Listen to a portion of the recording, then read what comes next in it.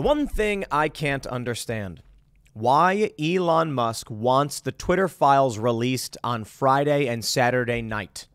Anybody who works in news, media, and PR, advertising, etc., knows that Friday and Saturday night are where the news goes to die. The one day that people usually pick Friday night, and I'll tell you why. Because people are working. So if you work at a media outlet, if you work for a political campaign, if you work for a big corporation, you're going to put out that press release Friday night when your employees are in the office, and you're going to put it out at 5. That way, the employees of all the other media outlets and all the companies are going home and thinking about relaxing and not working. But here's the thing. It's not just about the media. It's also about individuals. And I can tell you this from working in media and tracking ratings.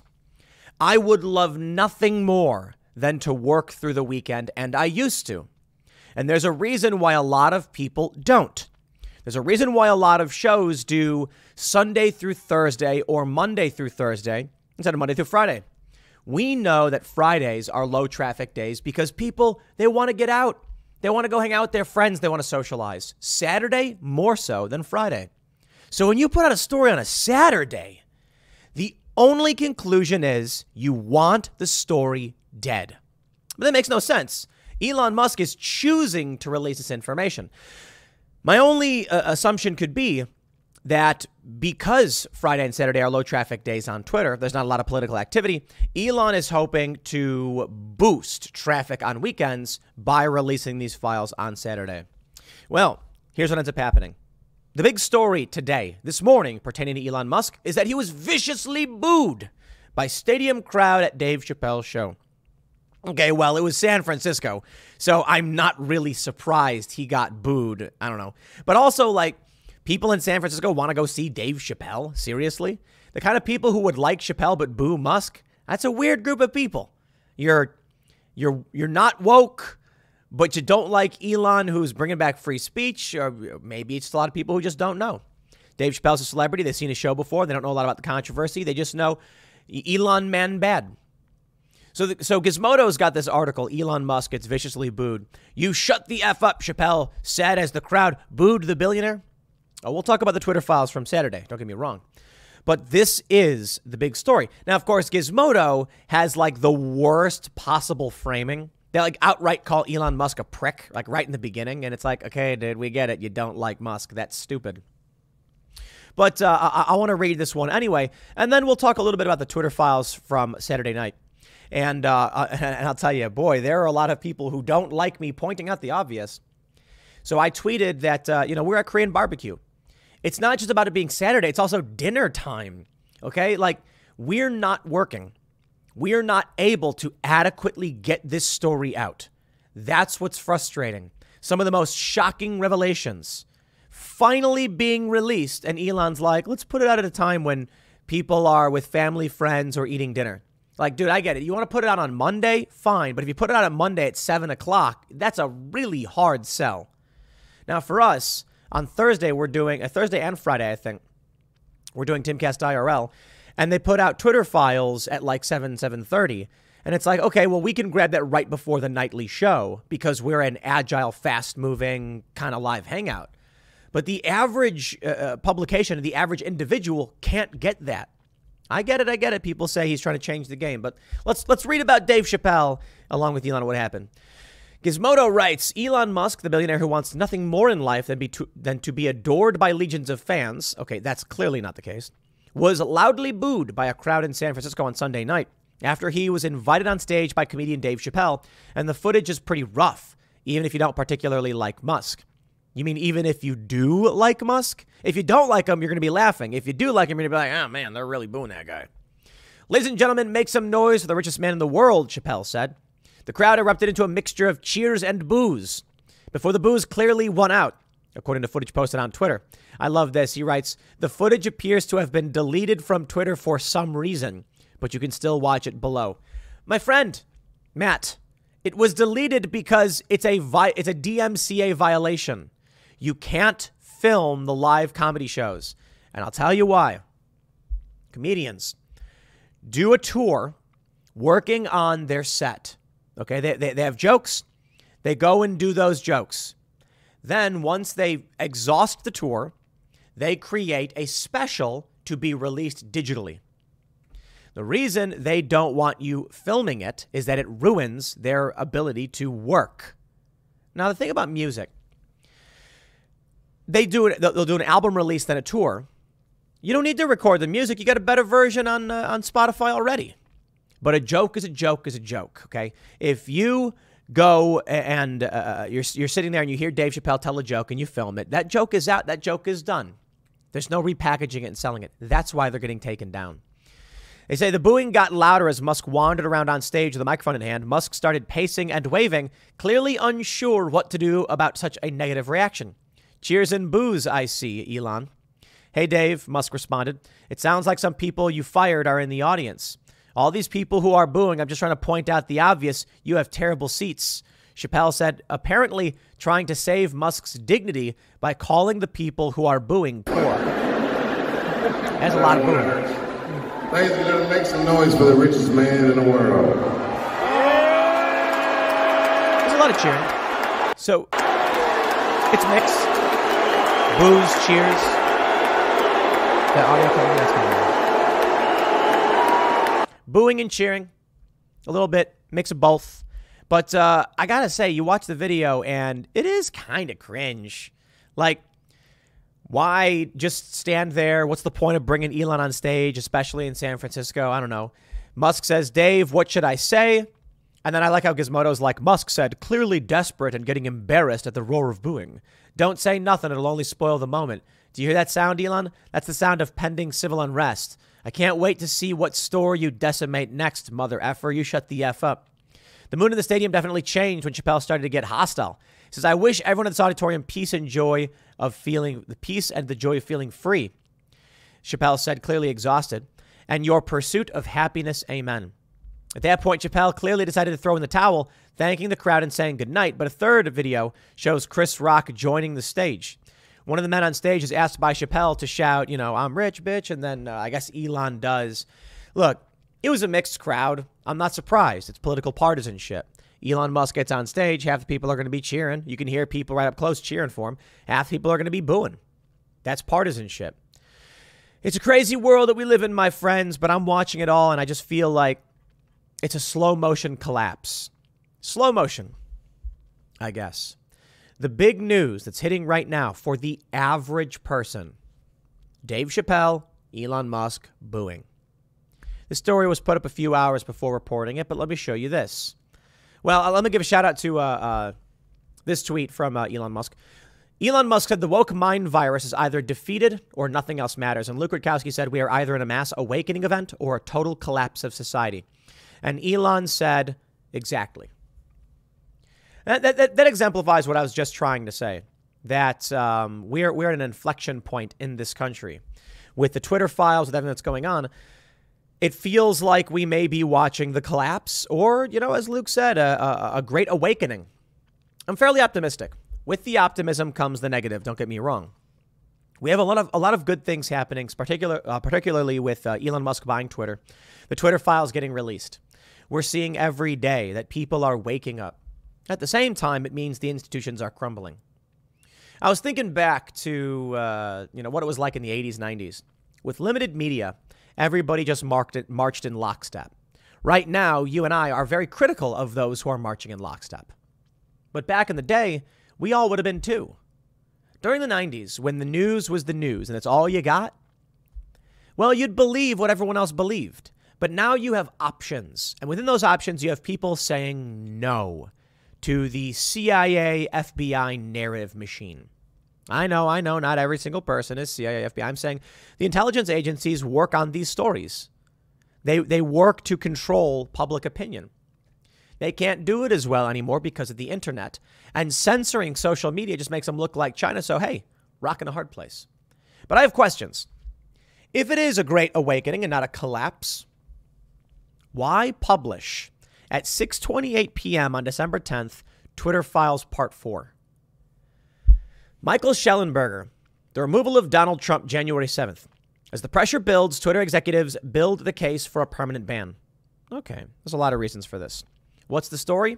Well, the story's fairly interesting. It's not the biggest Twitter files drop. It's just Yoel Roth and some employees talking about how they want to censor things. Let me tell you first my issue with the Twitter style release. We've learned from these journalists and personalities that they are being granted access to these files in exchange for some simple terms. They must publish the story on Twitter. Okay. Twitter files number 1, part 4. He says, as pressure builds, Twitter executives, blah, blah, blah. It then says, on January 7th, senior execs create justifications to ban Trump.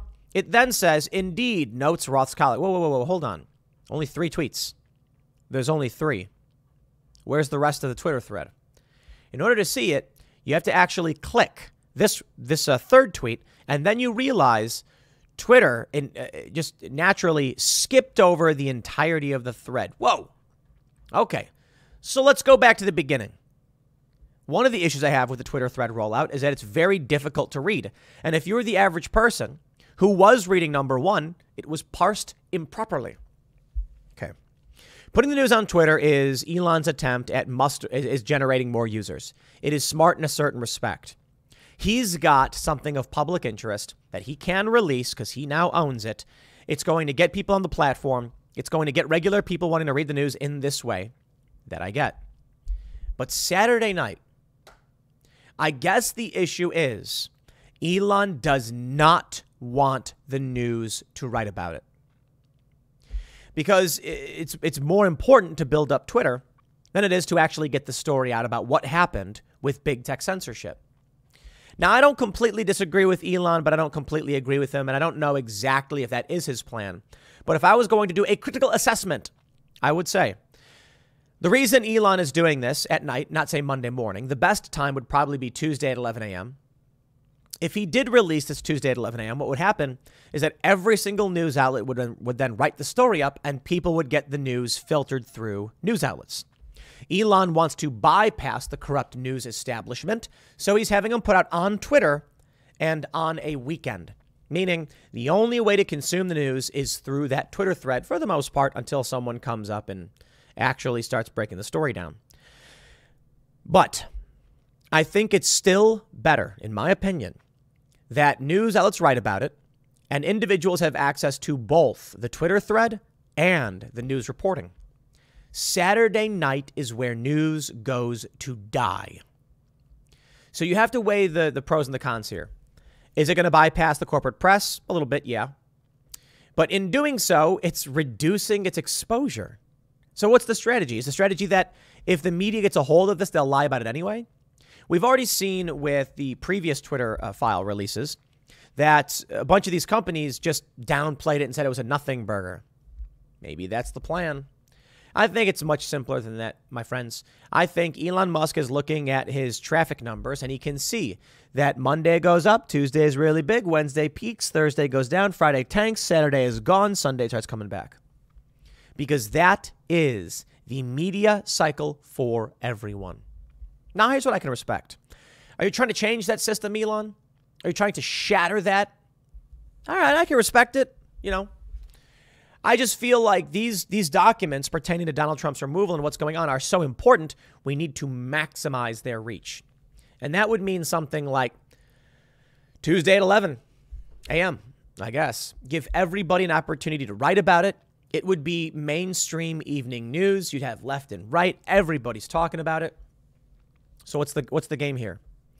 Well, it could be that by limiting access to the story to those who would read mainstream media, the only way to actually consume the news is to get it through Twitter. But I just don't see it. I got to be honest. I don't see regular people being like, wow, I really want to learn about Elon Musk and what happened with Twitter. I better sign up for Twitter and go check this out. But does it matter how many? One is enough, right? What does Elon have to lose? So Michael Schellenberger goes through 1, 2, and 3, and I'll tell you this: some people have also said the reason why this was released Saturday is because it's actually not a big story. These Twitter files are some of the least consequential. They're important, right? It shows us the biases of Yoel Roth, and I mean that's about it. Basically saying that they view Trump politics as bad and should be removed. talking about how Jack, quote, just approved repeated offender for civic integrity, meaning they could now get close to banning Donald Trump, which they really, really wanted to do. The story isn't that big. Michael says Roth's colleague's query about incitement to violence heavily foreshadows what will happen the following day. On January 8th, Twitter announces a permanent ban on Trump due to the risk of further incitement of violence. They just made it all up. The one thing we get out of this thread, the Twitter files, is that we learn, you can actually see in the messages released, that these employees are overt partisans trying to justify banning things they don't like, regardless of if they know they're true or not. Here's a funny one. Schellenberger reports Roth immediately DMs a colleague to ask that they add Stop the Steal and Kraken to a blacklist of terms to be de-amplified. Roth's colleague objects that blacklisting Stop the Steal risks de-amplifying counterspeech that validates the election. And also, the word Kraken is a word. Indeed, notes Roth's colleague, a quick search of Stop the Steal tweets and their counterspeech. But they quickly come up with a solution. De-amplify accounts with Stop the Steal in name profile, since those are not affiliated with counterspeech. Interesting. Here's the funny thing about, I think, where do they have the Kraken one? Here we go. He says, but it turns out that even blacklisting Kraken is less straightforward than they thought. That's because Kraken, in addition to being a QAnon conspiracy theory, is also the name of a cryptocurrency exchange and was thus allow listed. Amazing. Kraken. So you couldn't talk about Pirates of the Caribbean. You know, you got Captain Jack Sparrow right here. Remember at the end of the second one when the Kraken comes and eats him? Couldn't talk about it. Deboosted. That's the name of the game. And we're seeing exactly that. Interesting. So some have said that, they knew this story wasn't that big. That's why they decided to release it on a Saturday. No. If the story is not big, that's the one story you want to put on Tuesday, right? So think about it this way. If you've got Twitter files that shows, Yoel Roth talking about committing a crime, something very serious, and outright saying, like, we are going to steal, we are going to meddle, blah, blah, blah. You put that one out on a Saturday because then everyone is going to want to read it. Big story does not need a reach boost. But you got a small story about how they were like banning the word Kraken. That's got to go up Tuesday at 11 to maximize the reach. Well, it didn't happen, man. So what can I say? I can't read Elon Musk's mind. I don't know exactly why he wants them released this way. I would say it's clearly to get users onto Twitter. But Elon, this is one of the worst possible ways to deliver and consume the news. There are a lot of people that are happy that Elon's doing this. Totally agree. Totally get it. This is good stuff. But it's remarkable to see how many people are failing to realize this is a net negative release. The style of tweets, slow-rolled, very slowly coming out on an evening on the weekend, is just like really, really trying to kill the story. I don't think Elon's trying to kill the story. Let me clarify. I think what he's trying to do is utilize the fact that he's got direct access to these documents to stretch out as long as possible people being on Twitter. Then he can come out and say, look how our active users have increased. Some have pointed something else out. This is revenge. He wanted to buy the platform. Then he decided not to, but they forced him to do it. So he's like, okay, if you make me do it, I will make you suffer. But I do have some questions. Why is Yoel Roth uncensored, but these other people are censored? I want to know who these people are. Do they still work at Twitter? There's some interesting revelations coming out about Yoel Roth that they're kind of scary. That's one way to put it. He's very much interested in children and adult content. So we'll go through that and I'll clarify and all that.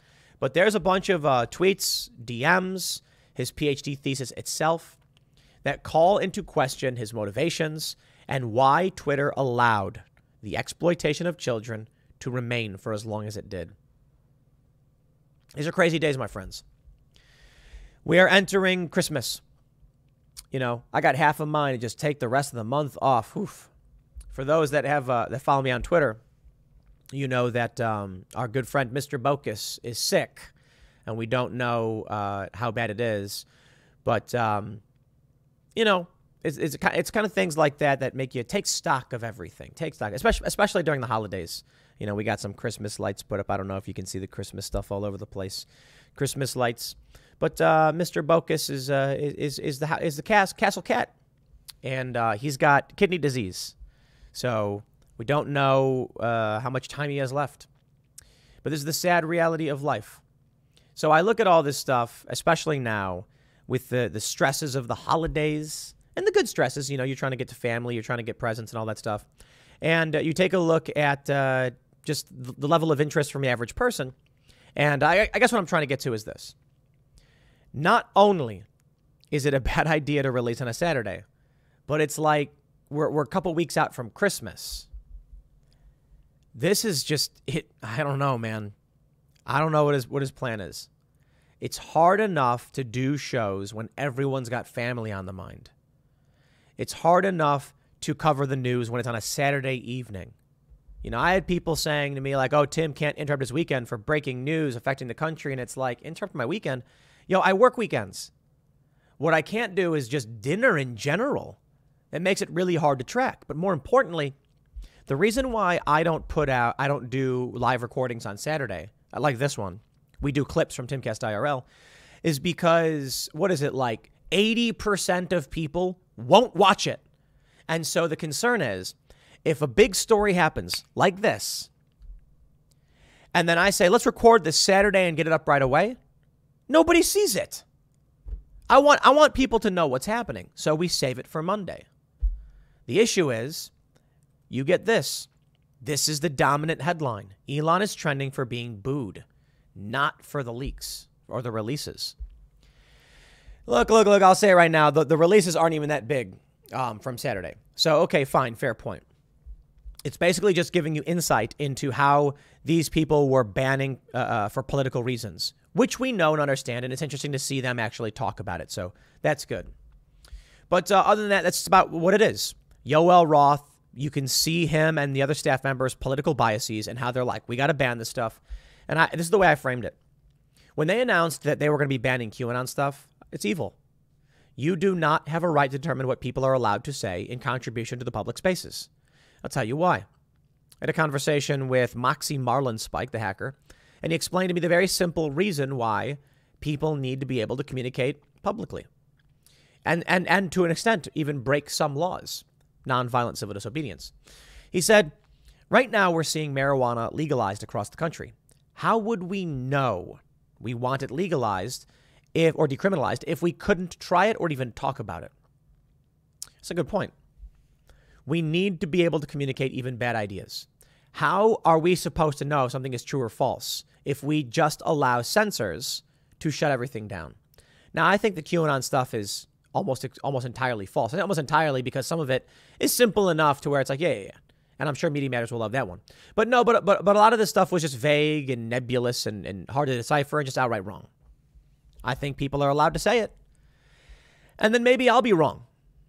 But the only way that can happen is if people are allowed to speak. I'll leave it there. Next segment is coming up at 1 p.m. on this channel. Thanks for hanging out. And I will just say, lastly, before I go, I will request your prayers for Mr. Bokus. You know, this is it's tough.